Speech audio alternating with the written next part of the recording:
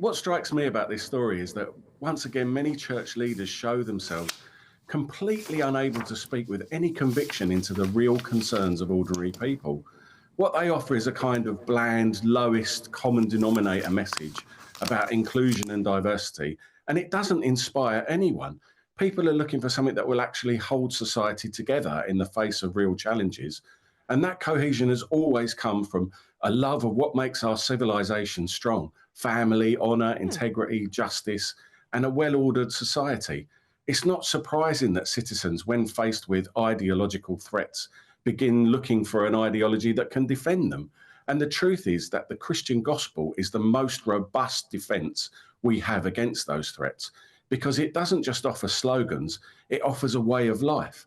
But it's not enough to adapt the cross as a symbol. People need to live its ethos.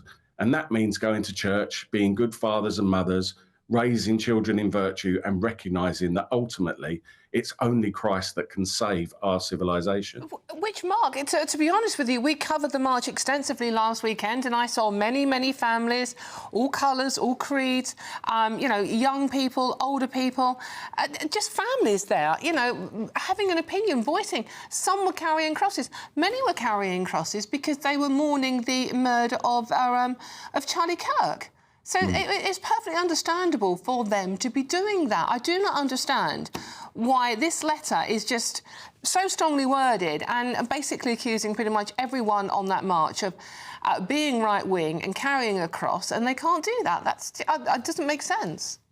Yeah, and this is why they failed. They've failed in their mission completely, and it's a crisis of leadership, isn't it? And where you've got poor leaders, then, other people will come in and fill that vacuum. And this is what you're seeing is a more muscular form of Christianity that really speaks to the heart of the threats that people perceive in society. I mean, obviously the church didn't have a problem with marching under the cross when the Crusades were going on, did they? They forgot about that.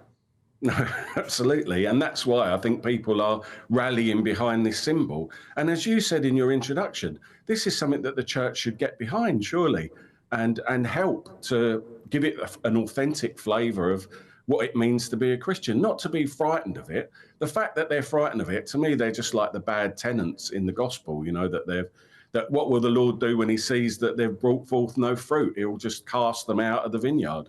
And that's what these men are. They're failed. I mean, and surely, with congregations falling across the country, they want to attract these families that we saw marching last week into their churches. This isn't the right way to go about it. Exactly. It's completely the wrong end of the stick, isn't it? And what you need is to, enter into that space and to provide strong leadership and to explain why the Christian message is the right way to go ahead. But they don't seem to understand that at all, Dawn. They don't seem to even understand what the gospel is anymore. Instead, they've turned it into some sort of socialist manifesto, haven't